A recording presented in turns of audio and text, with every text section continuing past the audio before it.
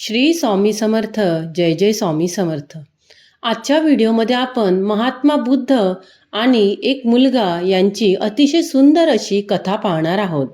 चला तर मग व्हिडिओला सुरुवात करूया. एकेकाळची गोष्ट आहे.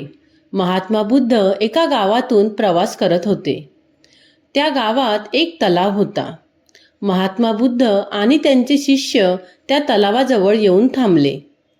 त्याच वेळी एक मुलगा आपल्या आईसोबत पाणी भरण्यासाठी तिथे आला. त्या मुलाची नजर महात्मा बुद्धांवर पडली आणि तो त्यांना ओळखत सुद्धा होता. त्याला माहीत होतं की महात्मा बुद्ध खूप ज्ञानी आहेत आणि ते प्रत्येकाच्या प्रश्नांची उत्तरे देतात. तो लगेच महात्मा बुद्धांपर्यंत पोहोचला. त्याने महात्मा बुद्धांना प्रणाम केला आणि म्हणाला, हे बुद्ध, मला माझ्या जीवनात काहीतरी खूप मोठे करायचे आहे, पण जेव्हा जेव्हा मी काही करण्याचा प्रयत्न करतो तेव्हा ते माझ्याकडून पूर्ण होत नाही. मला नक्की काय चूक होत आहे ते समजतच नाहीये.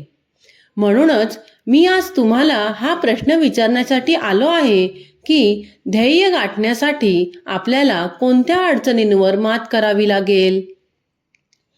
महात्मा बुद्ध त्या मुलाकडे पाहून हसले आणि त्याला म्हणाले, जोपर्यंत तू तुझ्या ध्येयाच्या दिशेने पाऊल उचलणार नाहीस तोपर्यंत यशाशी संबंधित प्रत्येक प्रश्न, प्रत्येक उत्तर अपूर्णच राहील. एवढे बोलून महात्मा बुद्ध आपल्या सर्व शिष्यांसह तिथून पुढे निघून गेले. तो मुलगा देखील आपल्या आईसोबत घरी परतला. दुसऱ्या दिवशी जेव्हा तो मुलगा आपल्या आईसोबत पुन्हा त्या तलावावर पाणी भरण्यासाठी आला तेव्हा त्याने पाहिले की तलावात कालपर्यंत ज्या केवळ कमळाच्या कळ्या होत्या त्या आज पूर्णपणे उमललेल्या आहेत आणि आता संपूर्ण तलावात फक्त कमळाची फुलेच दिसत आहेत. त्या मुलाच्या आईला आपल्या डोळ्यांवर विश्वास बसत नव्हता. आई म्हणाली, बेमौसमी इतकी सारी फुले एकाच वेळी उमलणे अशी घटना मी आजपर्यंत पाहिली नाही. हे नक्कीच महात्मा बुद्धांच्या इथे येण्यामुळे झाले असावे, म्हणजेच हा त्यांचाच प्रभाव आहे. हे ऐकून तो मुलगा विचारात पडला. त्याने लगेच तलावातून एक कमळाचे फूल तोडले आणि मनातल्या मनात विचार करू लागला की जर हे महात्मा बुद्धांच्या प्रभावामुळे झाले असेल तर मी नक्कीच महात्मा बुद्धांना भेटले पाहिजे. कदाचित त्यांना मला काहीतरी प्रेरणा द्यायची असेल. असा विचार करत त्या मुलाने हे देखील ठरवले की तो महात्मा बुद्धांना नक्की भेटेल आणि त्याच्या मनात जे काही प्रश्न आहेत त्यांची उत्तरे त्यांच्याकडून जाणून घेईल. लगेचच त्याने ते कमळाचे फूल एका छोट्या मातीच्या मडक्यात ठेवले. त्याने त्वरित आपल्या आईला सांगितले, आई, मी महात्मा बुद्धांना भेटायला जात आहे. ते आतापर्यंत खूप पुढे गेले असतील. जर मी जलद चाललो तर एका दिवसात त्यांच्यापर्यंत पोहोचू शकेन आणि मग 1-2 दिवसात त्यांना भेटून मी घरी परत येईन. त्याच्या आईने त्याला समजावण्याचा प्रयत्न केला, पण तो मुलगा ऐकत नव्हता. तो लगेच प्रवासाला निघाला आणि वेगाने मार्गावर पुढे जाऊ लागला. जलद जलद चालत त्याने खूप कमी वेळात आपले गाव ओलांडले. परंतु यामुळे तो थकू लागला होता आणि त्याचा वेगही मंदावला. मुलाचा उत्साहही आता संपत चालला होता. हळूहळू चालत तो जंगलाच्या रस्त्यावर पोहोचला आणि जंगलाकडे पाहून त्याच्या मनात भीती निर्माण झाली. त्याने विचार केला की आजपर्यंत मी कधीही जंगल पार केलेले नाही आणि या जंगलात अनेक जंगली प्राणीही आहेत.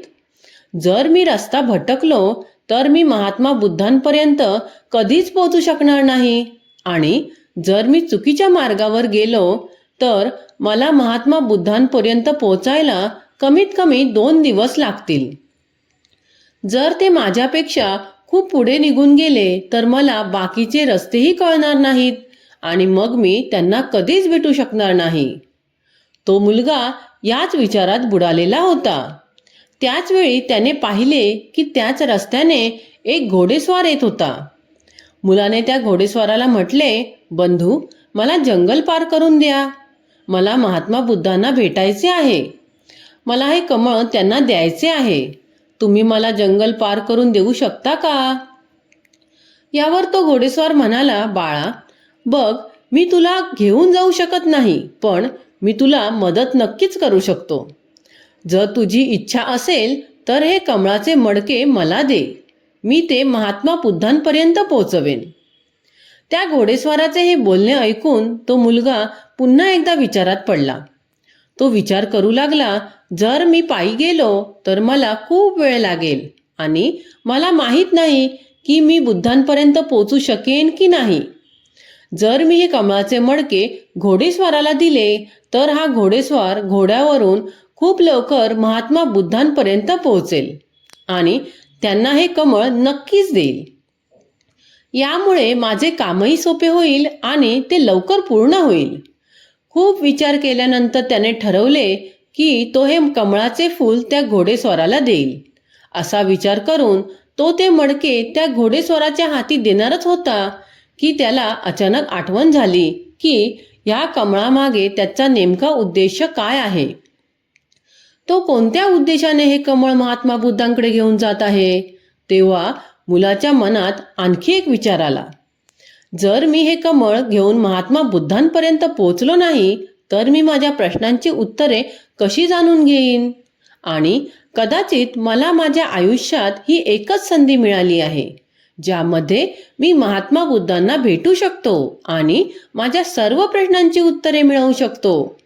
होऊ शकते की मला पुन्हा संधी मिळणार नाही, म्हणून मी हे मडके देणार नाही. मी ते स्वतःच महात्मा बुद्धांपर्यंत घेऊन जाईन.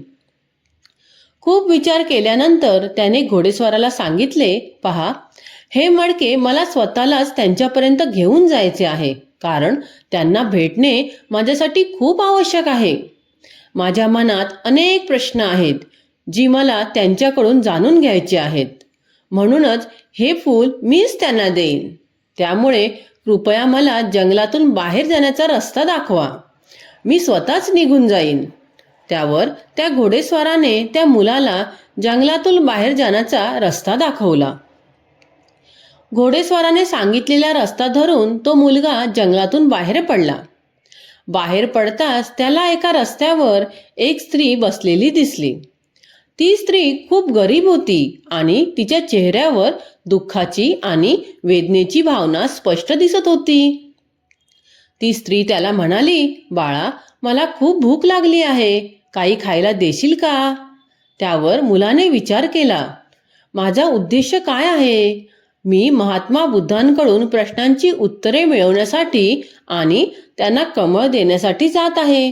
पण ही स्त्री तर माझ्यासमोर भुकेने व्याकुळ झाली आहे आणि ती माझ्याकडे खायला मागत आहे. जर मी या स्त्रीला काही खायला दिले तर मला अन्न मिळवण्यासाठी परत यावे लागेल. यामध्ये माझा एक दिवस वाया जाईल. हा विचार करून तो कमळाचे फूल घेऊन पुढे जाऊ लागला. पण जसा तो पुढे गेला त्याला अस्वस्थ वाटू लागले. तो विचार करू लागला की एका गरीब भुकेल्या स्त्रीला मी काही खायला दिले नाही आणि मी केवळ माझ्या स्वार्थाचा विचार करत आहे. मी जर महात्मा बुद्धांकडून प्रश्न विचारून ज्ञान प्राप्त केले आणि तोपर्यंत जर या स्त्रीचा भुकेने जीव गेला तर या ज्ञानाचा काय उपयोग? असा विचार करून तो मागे वळला आणि त्याने त्या स्त्रीला विचारले, आई, तुम्ही इथे का बसला आहात? त्यावर स्त्री म्हणाली, माझा मुलगा काही दिवसांपूर्वी खूप आजारी पडला. त्याच्यावर उपचार करण्यासाठी मी दूरच्या गावात एका वैद्याकडे गेले होते. मला तिथे जायला आणि परत यायला 2 दिवस लागले. जेव्हा मी परत आले तेव्हा मला कळले की माझा मुलगा भूक, पाणी आणि उपचारांअभावी मरण पावला. हे ऐकून मुलाला खूप दुःख झाले आणि तो स्वतःशी म्हणाला, या स्त्रीचा मुलगा भूक आणि तहानेमुळे गेला आणि आता ही स्त्री देखील त्याच अवस्थेत आहे. मला काहीतरी करावे लागेल. त्याने लगेच आपल्याजवळ असलेली पोळी आणि पाणी त्या स्त्रीला दिली. तिने त्या मुलाला खूप आशीर्वाद दिले आणि म्हणाली, बाळा, तू खूप चांगला आहेस. तू मला जीवनदान दिले. बेटा, हे तुझे कमळाचे फूल माझ्या मुलाला खूप आवडायचे. त्याला कमळाचे फूल अत्यंत प्रिय होते. हे ऐकून मुलाला आश्चर्य वाटले आणि त्याने विचारले, तुमचा मुलगा कुठे आहे? त्यावर ती स्त्री म्हणाली, याच बाजूला त्याचे समाधी मंदिर आहे, जिथे मी रोज त्याला भेटायला जाते. तो मुलगा खूप विचारात पडला आणि आश्चर्यचकित झाला. त्या मुलाने त्या स्त्रीला विचारले, आई, तुम्ही मला एक मदत कराल का? ती स्त्री म्हणाली, हो हो, नक्कीच करेन बाळा, सांग तुला काय मदत पाहिजे? मुलगा म्हणाला, मी महात्मा बुद्धांना भेटायला जात आहे आणि मला त्यांना हे कमळाचे फूल द्यायचे आहे. पण माझ्या मनात एक विचार आहे, मी तुमच्या मुलाच्या समाधीवर हे कमळ अर्पण करू शकतो का? त्यावर ती आई भावूक झाली आणि तिने मुलाला जवळ घेतले. तिने मुलाला आशीर्वाद दिला आणि म्हणाली, बाळा, तुझा उद्देश खूप चांगला आहे. आई मुलाला समाधीकडे घेऊन गेली आणि समाधीवर कमळ अर्पण करण्याची परवानगी दिली. त्या मुलाने कमळाचं फूल समाधीवर अर्पण केलं. कमळ अर्पण केल्यानंतर त्या मुलाला खूप चांगलं वाटलं. त्याला आनंद आणि शांती मिळाली. नंतर त्या मुलाने त्या आईचा निरोप घेतला आणि महात्मा बुद्धांना भेटायला पुन्हा प्रवासाला सुरुवात केली. तो मुलगा खूप वेगाने पुढे जात होता आणि काही वेळातच त्याला दूरवर महात्मा बुद्ध आणि त्यांचे शिष्य दिसले. ते बघून मुलाला खूप आनंद झाला. तो लगेच महात्मा बुद्धांपर्यंत पोहोचला.